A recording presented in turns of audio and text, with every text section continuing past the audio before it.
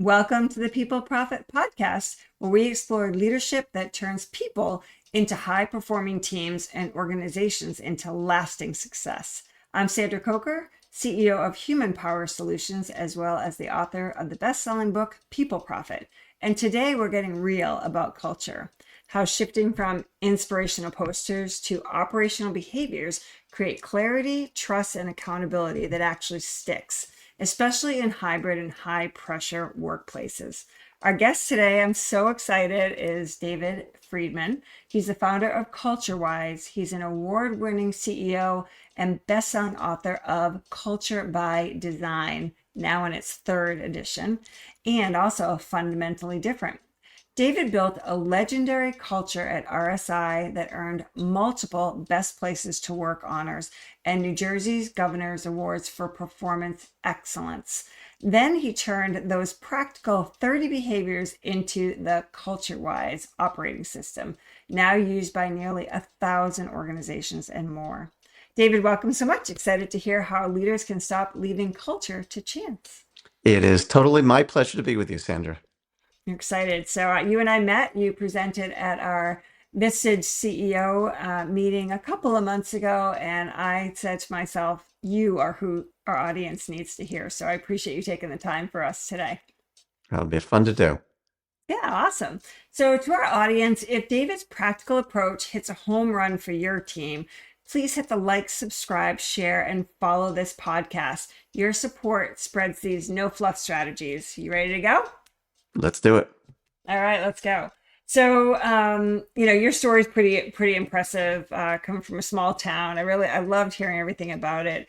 But your journey from president of RSI in the 1980s, growing it into one of the largest independent agencies with 7 Best Places to Work awards, to now founding CultureWise is really powerful. Can you walk us through that 20-year ride? Sure. So what happened, it's kind of interesting, Sandra. It was in retrospect, one might think this was a plan, but actually things just sort of unfolded one step at a time. So I had spent about 27 years as the CEO of this employee benefits consulting company, which was called RSI. And I grew it from there were 2 people when I started, and when I sold it eventually, we had about 110 people. And Wow. it was a very successful company. We won lots of awards, we made lots of money, but all of the success we had in that company, all of it was based on the culture that we built in the company. And as the Mm, CEO, I just figured out a lot of things about how to do that. It wasn't really intentional. It was just I just figured it out. right. And I guess, I sometimes say to people that the fact that I was a philosophy major in college, so I had no formal business training, no formal business background, and in some ways, that lack of previous business experience, I always say, was kind of like an advantage to me, because what Mm, I mean by that is I didn't know how you're supposed to do business. I just did things that made sense to me. But because I am a philosopher at heart and I am very reflective, I would do things mostly which worked really well, and then I'd stop and think, that was interesting. I wonder why that works so well. Like, there must be mm, principles of organizational behavior, of leadership that are going on here. I didn't know them. I was just being me.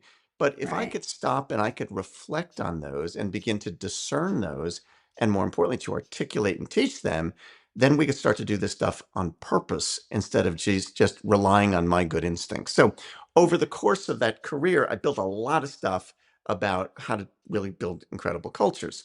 I sold that company and I ended up writing my first book. My first book was called Fundamentally Different. And I Yeah. wrote that book honestly as a closure step. It was never intended to launch anything. It was a book about the things that we had done in our company. And I knew that someday I was going to move on and do something else. So Right. someday I'm going to write a book about this and then I'll be done with it and I'll move on. But what ended up happening is you mentioned we met in a Vistage group. Vistage, for audience members who might not know, it's a huge, it's the largest CEO peer group organization in the world. And so I got asked to speak to a Vistage group in the Philadelphia area where I live. And I didn't Yeah. even know what it was at the time, but I thought, okay, I like to talk about this topic. And so I did. And one thing led to another. And then I got asked to speak to other groups and more. And I've spoken over 1,000 groups since then. And as people heard me, some said, that's pretty interesting. Like, could I Yeah. hire you to help me do that? And next thing I knew, I was building a second company and writing more books and launching another career. But I often give that background because all of the things that I teach come from my experience as a CEO.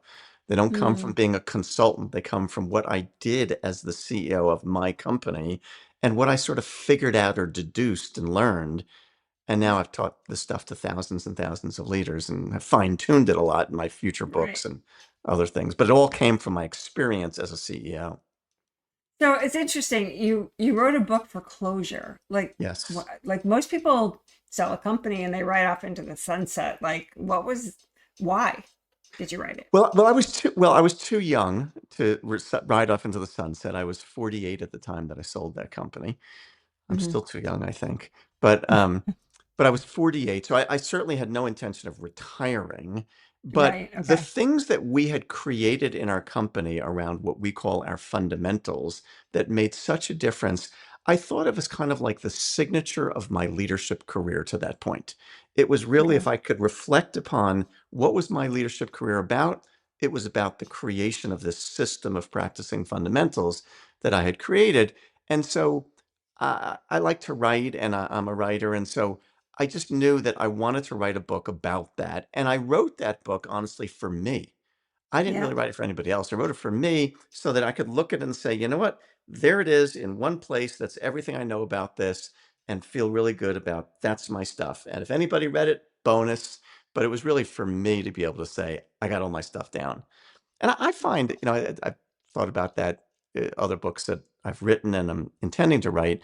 For me, there's a, there's just a level of intellectual satisfaction from being Yes. able to take everything that's in your brain, get it out of your brain into one place where in an organized way that you could look at it and say, there it is. That's everything I know Hmm. about that. I know you've written a book. I know it's just kind of fun to be able to do that. And so Yep. that's all I was really doing back then is just collating everything I knew, bringing closure. All right, that's done. We'll figure out what's next after that. Love it. Love it. So let's dig a little bit deeper. So Yeah. thinking about RSI and what do you think was your biggest leadership test at RSI? Was it a crisis, a mistake, or misaligned priorities? And when you think about the behaviors that you didn't even know at the time, but you were really kind of like driving in that organization, how did that help to kind of reduce the chaos? Well, I'll tell you the biggest challenge I ever had as a leader was having to deal with a family member, brother Oh, actually, who I had to fire. Um, ooh, ooh. which is not an easy thing to do. No. And it was early in our career there, at the earlier stages of that business. And, I love my brother and we get along fine now. We didn't back then. Well, we did back then originally, but um, he was operating in ways that were inconsistent with what we were really all about in the way that we Yeah. delivered service and the things that mattered, the levels of commitment that we had to do. And at some point, and I see this in many clients, many others, I'm sure you've seen it as well. I see organizations that have a key person in the company. In a professional services business like a law firm or CPA firm or medical practice, it's often a partner who, Yeah. is opposite of the things that we say are really important to us. And if we allow that to continue to go on, it just undermines the credibility of everything you're doing. And Right. so I knew it was something that we just, at some point, we coached and supported and helped and tried to fix the problem. And at some point, you just have to deal with it and say, you can't be a part of the company. And that was a very difficult thing to have to go through. But to your question, we stuck to the behaviors that we had taught and that we talked about all the time, our fundamentals. Right. And they were the foundation of how we decided to do things. And so I look back at that. It was a painful and difficult time, but candidly, I look back and I'm proud of how we handled it. I don't, Yeah. I wish it turned out differently, but I don't regret any bit about how we handled it. I think we handled it in a way that was consistent with the culture that meant a lot to me. And that's, I think, consistency in behaviors and consistency in actions. Like people understand that this is how we're operating, and it does kind Yes. of It does really just create clarity for people. If you're not aligned, Absolutely. then you don't fit, Yes. right? Well, Yeah. and to your point, I often say that when I look at really great leadership, that great leaders, this is the way I say this often, great leaders make decisions within a philosophical context. And what I mean by Mm, that is we have a philosophy, we have a way that we look at the world, and we make decisions that are consistent with that. And that hmm. gives people the clarity that you just said. It gives them consistency. It gives them predictability. When you walk into a company, and I think companies are very similar to families. Yeah. If you don't know how mom and dad are going to act today, because one day they're flying off the handle, and the next day they're different, and you don't know what to expect, it's hard to like focus on algebra and do your homework or whatever. Yeah. And I think the same is true in companies. If you walk into your company, whether it's virtual or in person, and you don't know how your boss is going to react because he or Right. she one day again is flying off the handle about something and is, crazy, and the next day they're calm, and one day they decide something in a certain way, and the next day it seems like their decision is opposite of that. You don't know how to operate. But if your Right. leader is consistent, this is the way we do things. We have a philosophy about how we approach things. We have a set of, and I call them fundamentals, behaviors. This is the way we do things in our company, and you can Hmm. count on me as the leader to make decisions and to act in a way that's consistent with that. It gives you as a team member a level of predictability and consistency that allows you to focus on your work because you're not Yeah. wondering about where the heck are we going around here. And I think that Right. consistency is really important for leadership. And so, if I think about this and what you're saying is that you kind of made culture operational, not inspirational. Would you say that's so true? That's true. Absolutely. Absolutely. Okay. And what's interesting about that, Sandra, and in my latest book, Culture by Design, in the preface to that book, the first sentence in the preface, I say something like, you might be surprised to know that when I was building that first company, I wasn't trying to build a culture. Okay. What I was thinking about then was that I have a set of standards for how I operate. And from the very earliest point as a leader, I knew there's a way I want to do things. And I realized that I can't assume that everybody else is going to think the same way that I do. And so the only Yep. way I can get those standards to be the way we do things around here is if I articulate them and I teach them to people. I can't just be annoyed that they're not being the way I want them to do. I have to say, this is what we're about, and I got to teach it over and over again. So in those early days, I was not thinking about culture. I was thinking about Mm, standards. yeah. And I want our company to operate according to a set of standards.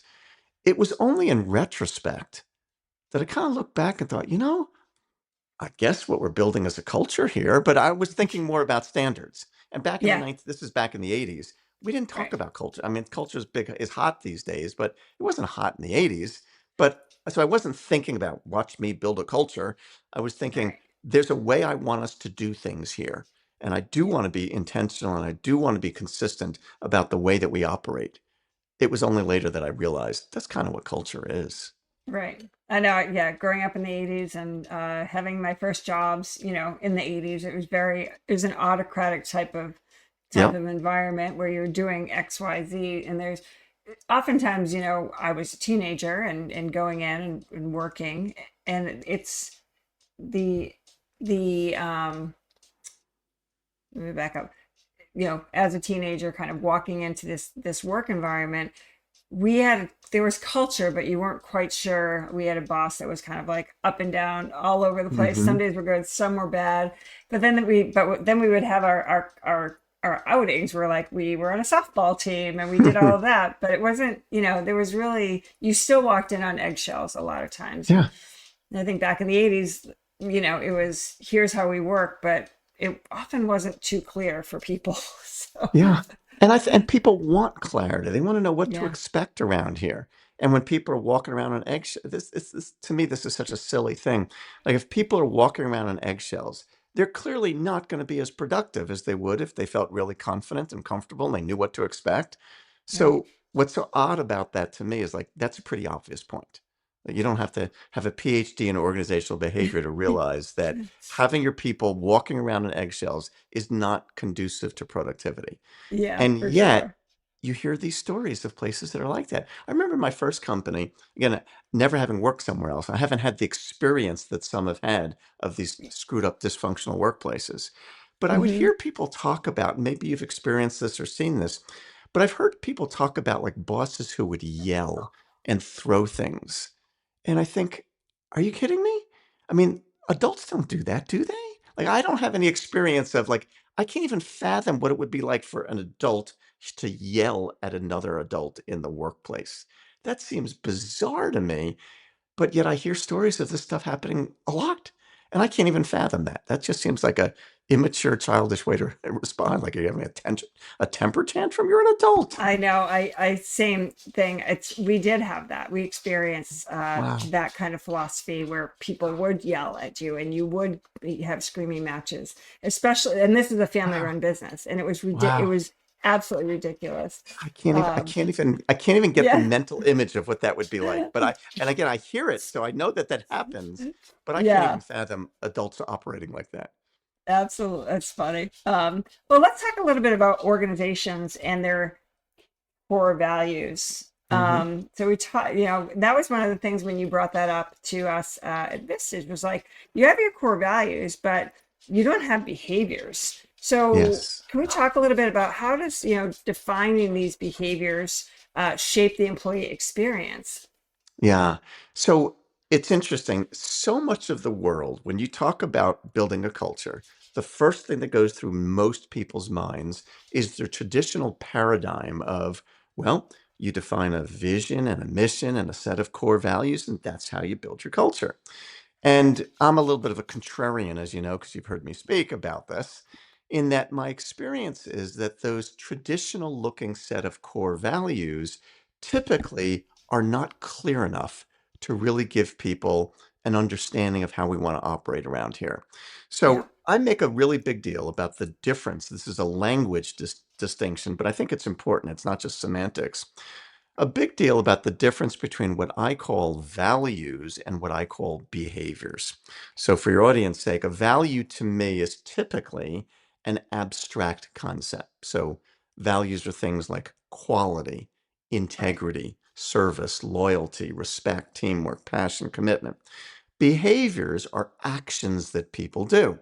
So, some of the behaviors that I teach in my own company are things like honor commitments. That's something you Mhm. do. Right. Practice blameless problem solving. Get clear on expectations. These are actions that people do. So a value is an abstract idea, behavior is an action. The reason that's so important, and not just a nitpicky little thing, is that those values most of the time tend to be pretty broad and abstract and nebulous, and therefore they mean a lot of different things to different people, and they Mhm. become hard to operationalize. Behaviors, because their actions are a lot easier to teach people and coach and give them feedback. It's hard to coach somebody about their values, but I could coach Mhm. them all day long about what I see them doing or maybe not doing. And it's not that the values are wrong, it's that they don't go far enough. So, a Yeah. way of kind of framing this for your audience that might make sense is I sometimes think of the values are almost like our philosophy about what matters around here. And we could state our philosophy. These are the things that we believe in. These are the things that we value. And that's great. I'm glad you value those. And I'm glad that's what you believe in. Mhm. But many people could interpret those values in a lot of different ways. And so we may say that we really value respect, but respect means a lot of different things to a lot of different people. What you Right. mean by respectful could be different from what I mean. So Right. simply naming this philosophy or this core value is nice, but it means a lot of different things to people. Mhm. Behaviors tell them, here's how we want to do things around here. And so it's not, again, that the values are wrong. It's just that it's like stopping too soon. It's Right. like we decided our vision, our mission, our values, and we stopped, but there was another step that was missing. And the step that was missing is we have to define the behaviors, that the actions, that when our people do these things consistently, now that's the way we want people to operate around here. And so it's just that so many people stop short. They didn't finish the job, Yeah. and the Yeah. behaviors kind of finish the job. And that was the one thing that really struck me. I was like, oh my gosh, that makes, when you were speaking, I was like, That makes so much sense. Yeah. And Because you're people, right. and Respect means different. Integrity means there's so many things that have dual meanings or different meanings for everybody. But yes, when exactly. you say meet your deadlines, well, there's Yeah, no ambiguity about that. Meet your there deadlines, isn't, right? or at least a lot less ambiguity for sure. Yeah. Yeah. And So so we've when got to you get that clarity. I know. So, I wanted to, in your intake form, there was a story where you asked how are mistakes handled around here, and that revealed a culture gap. What did that question, or what did the answer to that question reveal to you? Well, I mean, one of the ways that you can get a sense of how people do things, how organizations do things, is to Hmm. look at how they deal with problems and mistakes. I mean, mistakes are Yeah, going to happen. We all know, obviously, we're all human. We're going to make mistakes. Things are going to go wrong. right. How do you respond as a leader and as a company? What are the normal behaviors about the ways people respond when problems occur? In Hmm. some organizations, when problems occur, people point fingers, they blame each other, they become defensive, they yell and scream. In some companies, they bury it and they hope nobody finds out about it because I don't want to. If somebody found out about that mistake, they might blame me, and so we'll just cover it up. All of which are incredibly dysfunctional. And so, but it does reveal a lot. I mean, it's nice in the good times when everything's going fine, but when things aren't going well, how do we respond then? And one of the behaviors that I teach in our company and all of our clients, I mentioned it sort of in passing before when I was giving examples of behaviors, is we call it practice blameless problem solving. And when we Mm, talk about blameless problem solving, I always teach there are three elements to really practicing blameless problem solving. The first is, okay, a problem happened. Fix the darn thing. I don't really care whose fault it is. Let's just right, solve the problem. After we solve it, the second step is let's go back and do a little diagnosis or a little autopsy to see if we can figure out, well, how did that happen? Like, what's the lesson there? And the right. third thing that matters, which is so often forgotten, is after we fixed it, how do we go back and do some kind of a process improvement that incorporates what I just learned so that the new improved process reduces the chance of that mistake occurring again? Mm, If you learn something but you don't improve the process, well, then you didn't really learn much. And so right. Yep. those are the three steps. Now, what doesn't really matter is whose fault it was. I don't really care Yeah. whose fault it is. I just want to fix it, learn from it, and improve the process. And so when you create blameless problem solving as a way of operating, and people even use that language, hey, a problem happened. Remember, we practice blameless problem solving here. Let's fix it. Let's figure out what happened. Let's improve the process. You have a learning organization where problems happen and we learn from them and we continue to learn from them. We get better and we get better instead of it being a dysfunctional, yelling, screaming, defending, blaming Right. environment. And Which by the is way, not in fun. it isn't. And in those environments, not only does it have all those negative impacts we just described, but think about the impact on innovation in a Right. blame-filled environment. Why would I try something new if at the first sign of a problem, my boss is going to yell and scream at me? Yeah. If it's safe to try something new, because I understand that if it doesn't work, we're all going to say, okay, what did we learn and get smarter? Then it's a Yeah. safe place for me to try things. And I think the companies that they're the most innovative, the ones that they're just moving, people are taking risks and they're just Yes. let's try this. Yes. And And you and can't take those risks yeah, if you're worried about being blamed. exactly. And if you think about today's world, right? Hybrid, many generations, this high Mhm. transparency world, everything is out there in the open. How does your behavior based model reduce anxiety and also build accountability and fairness across the distance? Well, I think it goes back to the clearer we are about defining the expectations here, the Hmm. easier it is for people to be accountable to those, for peers to hold each other accountable, because it's not my boss is complaining about me. There's a set of principles for this is how we do things around here. And when Yep. everybody is crystal clear about that, it certainly feels a lot more fair. When we think about when somebody says, my workplace isn't fair, what they Right. usually mean by that, I think, is people are treated in different ways, that based upon who your boss is or whether they like you or don't like you, whether you're this or you're that, there are different standards around here for different people. It's usually what we're thinking of when we describe a place as being unfair. So the opposite of that is there is a set of principles for how we operate down here. And everybody's crystal clear about them. We teach them, we talk about them, we all hold ourselves accountable to them, including leaders. So Yep. as the CEO, I'm just as accountable to the principles that I identify as the next person. It isn't okay for others, but not okay for me or anything like that. It's everybody in the organization has the same operating procedures, the same operating rules, the same principles by which we live. And I think, going back to your question about reducing anxiety, a part of anxiety is I don't know what to expect.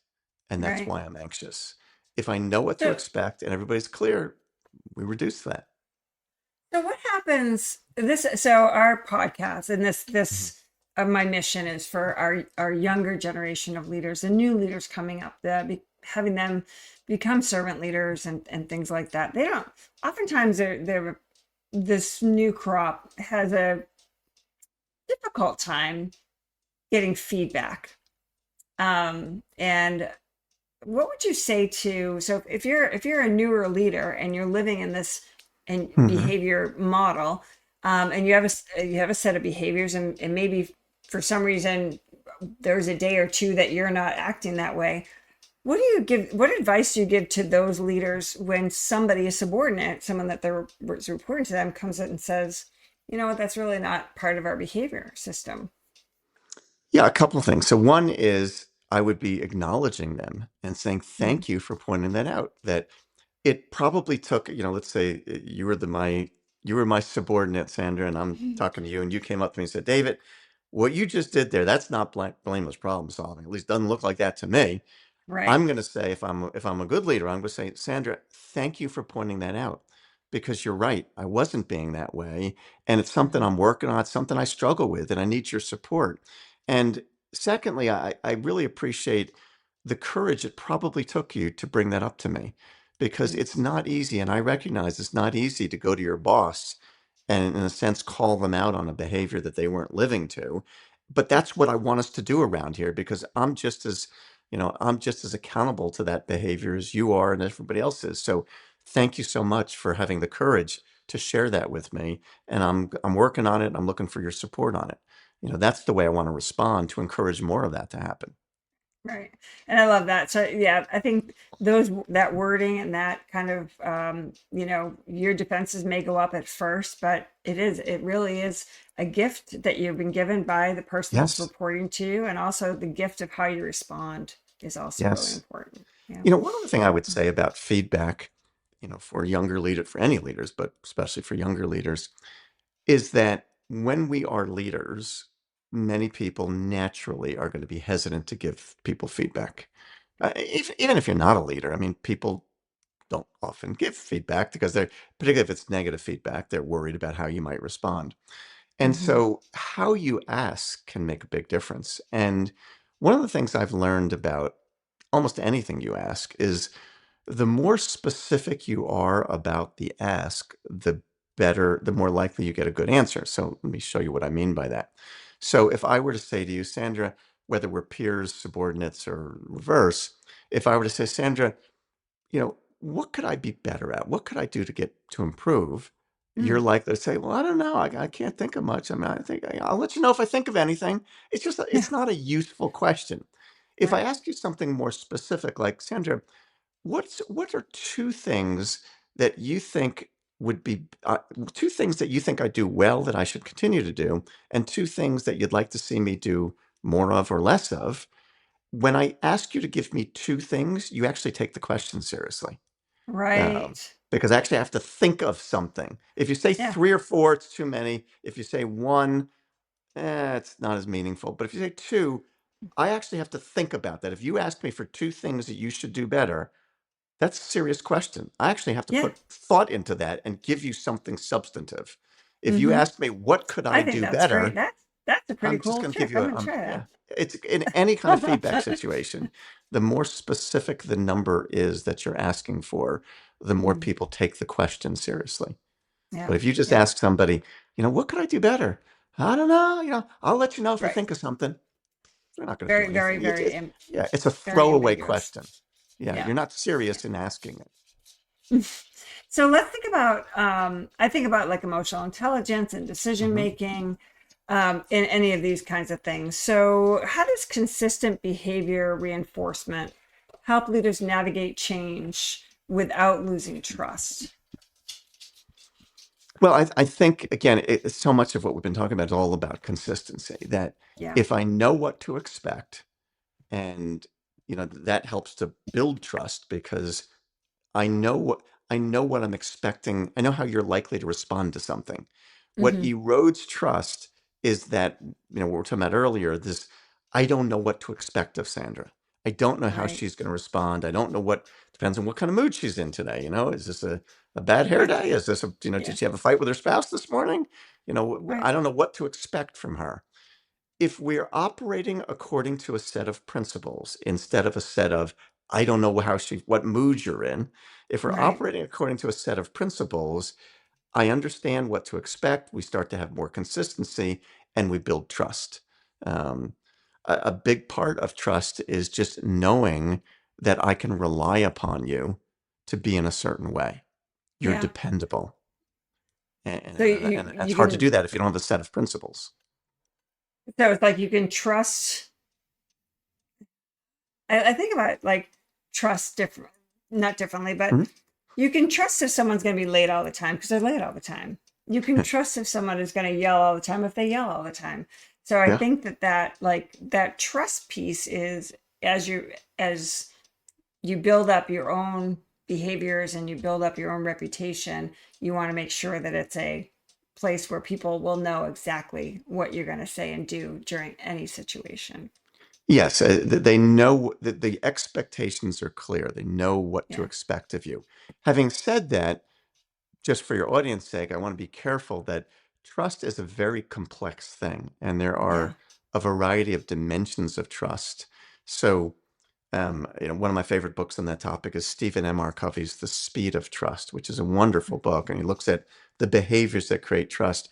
But I remember one thing that he talks about there is there's a lot of different dimensions of trust, but one is he called it, if I remember, I won't quote this exactly right, but what I remember of it is he talked about there is character trust and there is sort of Hmm. capability trust, and they're different things. And so the example that one might think of is um, I might trust you to be a really honest person. um, that doesn't mean I'm going to trust you to operate on me. Um, and Right. so that doesn't mean I have trust in your capability to do something, but I may Mhm. trust you in terms of your character that you're going to be honest with me. Those are very different things. Conversely, I might trust you as a doctor to operate me because I trust your skill set, your abilities. That's not the same as me trusting your character about the way Hmm. you show up every day. And so there are a lot of different dimensions of trust. So saying, I trust you to be late all the time, that I probably wouldn't even use the word trust. I would say I can count on you to be Right. Yeah. to be late all the time because that's the way you always show up. Right. But I probably wouldn't use the word trust there because I think it implies some different things. So just trust is a very nuanced word, and there are many I love different that. dimensions of words of trust. That's good. That's good stuff. That's good stuff. So let's go a little bit deeper too. So you've taught, I mean, well over, 15,000 leaders and 1,000 plus organizations. What's the biggest myth about culture that you're like, that's actually not true? And how does your system turn that culture into something that works itself out? Yeah, I could think of a few myths. So one of them, first of all, if you're just thinking about what is culture, Yeah. and in many organizations, people think culture is, we have pizza every Friday Yeah. and you get to bring your dog to work. That's not Yeah. culture. I'm talking about high performing culture. And I think of Hmm. culture as the behaviors that happen in a company. And so Yeah. if we can create this high performing environment that influences people, now we've really done something. I would say Right. the other probably big myth that I think people have about culture often is they think of it as an organic thing that just kind of happens on its own. And I would say, yeah, I guess if you don't, as a leader, if you don't take control over it, it will happen on its own. But Right. understanding how important it is, if I'm a leader, I ought not to allow that to happen.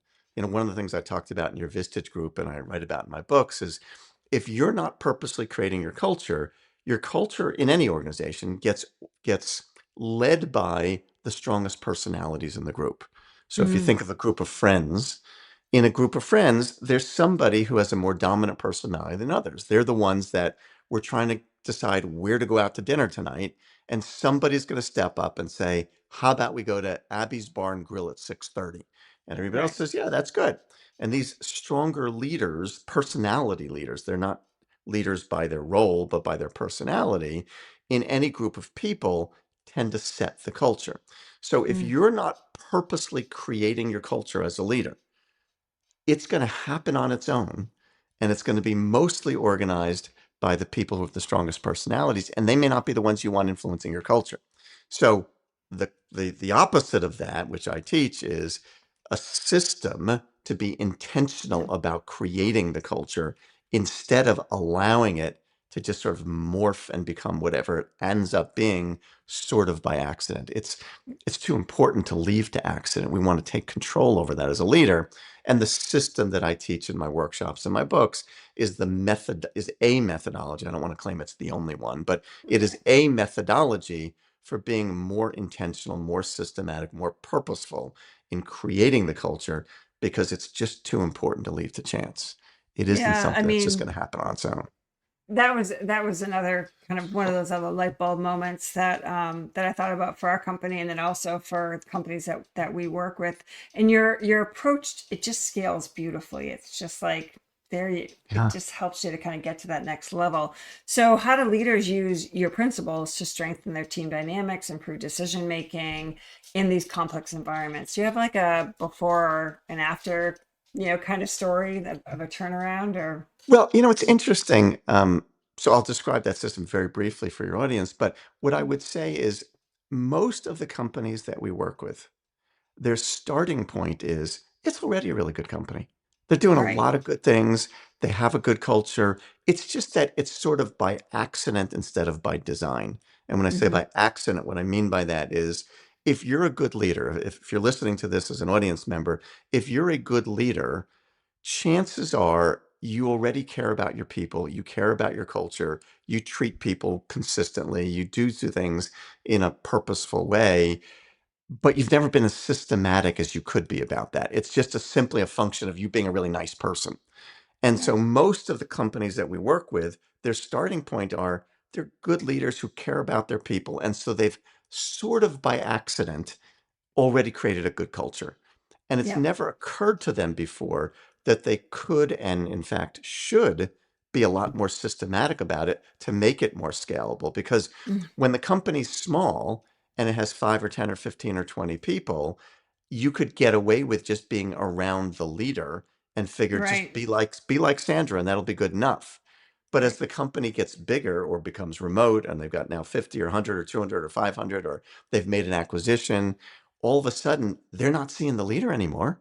And if we don't Mm, have something that's more systematic about how we're doing it, we run the risk of losing it. So, to your question, I don't really have turnaround stories because my experience is that if a company is really screwed up and dysfunctional, absent the possibility, maybe you're a CEO and you just bought the company, you inherited something that's dysfunctional. But yeah. outside of that scenario, if you've been running the company for years and it's screwed up and dysfunctional, it's because you don't get it as a leader. And if you don't get it, you're not likely to think it's important. And if you don't think it's important, you're not going to spend any money to hire somebody to help you on it. So, in a weird kind of way, the only people who spend money, generally speaking, to Hmm. work on their culture are people who think it's important. And if they think it's important, they're already doing a lot of good things. So, what we really do is elevate the game. is we Yeah. take good companies and we make them amazing, and we make them more scalable and more systematic so that they can continue to grow through generations into the future, instead of just being, having a good culture because of the luck of one person who happens to set a good example. Yeah. I think what you just said there just resonated so much with me when we talk about what we do. We're a fractional chief learning officer Mhm. company, and we go in and, kind of like people are like, well, do you work with these broken companies? I'm like, no, they don't have a philosophy of continuous learning. So it's Yes. really difficult to, we prefer to go in with someone that, hey, I value learning and upskilling our people. Yes. I find that very fascinating because you're right. Those that get it, they get it. Those that don't, Yes. they can look around and Move say, on. why? Yeah, but those leaders also can look around and say, why aren't I there? They should probably take a little bit of a mirror check and figure that out. They should, but they Whatever. probably won't. But they I probably know. won't. And so, I remember something I learned many years ago from a consultant that taught me a lot, long time ago, is he used to say that the job of a salesperson is to find those people who need and value what you do. Mm, It's not to convince people they should want it. So if you run into people who really don't care that much about learning, move on. Don't try to yeah. convince them that they should Mm, care. As long as yeah. there's enough people who actually care about learning, go find the people who value what you do and Right. help them grow and be better. But it's easy to spend a lot of time or waste a lot of time trying to Yeah. convince people that they should care about something that they don't. If Right. you don't care about culture, I'm not going to waste my time with you. I should talk to somebody who does care about culture and help them get better. I love that. Love that. Such a good, so many good nuggets in there. So we have a rapid fire segment. This is a Sure. segment where I just hit you with a couple of questions and All you right. give me the first thing at the top of your mind. Are you I'm ready? game. I'm All game. right. Nice. Everyone's always game. I love it. All right. Hmm. So what is one outdated culture practice that people just need to retire forever? Thinking that bringing your dog to work is makes it a good culture. Love it. I thought you were going to say pizza party, but that was a That good too. one too. Except I like pizza. Yeah. Um, what is the toughest mistake handling moment? So, like, is it a revenue mistake? Is it a sales mistake? People mistake? What do you think it is? Um, I would say it's a people mistake. It's um, dealing with a difficult employee and not handling it well. Yep. Okay. What's a daily habit that leaders can start to help them with consistency? Um, Start every single day with a workout. Love that. Okay. I thought about it this morning. Maybe I'll think about it and do it tomorrow. If every organization picked one behavior that they want to implement throughout the entire organization, which one would you recommend? I have one. I've thought about that before. I used to ask people, and even our own company, if you could recruit for just one of our behaviors, which one? And boy, I could make an argument for so many different ones. But if I had to only pick one, Yeah. I would pick one that um, in my first company, I have two different. In my first company, we called it practice A plusness as a way of life.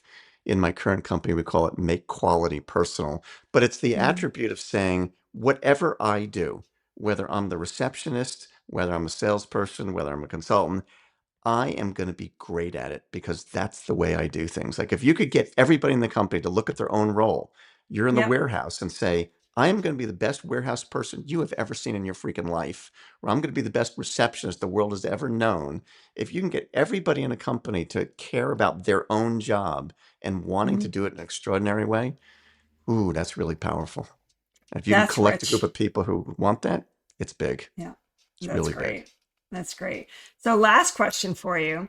In one sentence, what's one culture shift you hope leaders could make today listening to this? Decide to be more intentional in building your culture. Mm, brilliant. Love it. All right. Well, thank you so much. So, right now, My guys, we are pleasure. wrapping up another episode of the People Profit Podcast. If David's operational culture strategies gave you clear next steps, please like, subscribe, share, and follow, and also tag a leader who's ready to build real systems. David, can you tell our audience how to connect with you and CultureWise? Sure. So our website is culturewise.com. So the word culture, WISC, culturewise.com. David at culturewise.com is my email. My latest book is Culture by Design. And it's the third edition of that book that was just released, and it's in paperback, ebook, audiobook, and hardcover. So all versions. Awesome. Awesome. We'll make sure that we put everything in the links below. And I just want to say thank you so much for taking the time to spend with me today and to give our audience all these really great nuggets. I really appreciate it. Absolutely my pleasure, Sandra. Glad to participate with you. Thank you. And make sure you guys connect today. David J. Friedman, thank you. Leaders, remember, culture isn't accidental, it's designed. I'm Sandra Coker. See you next time.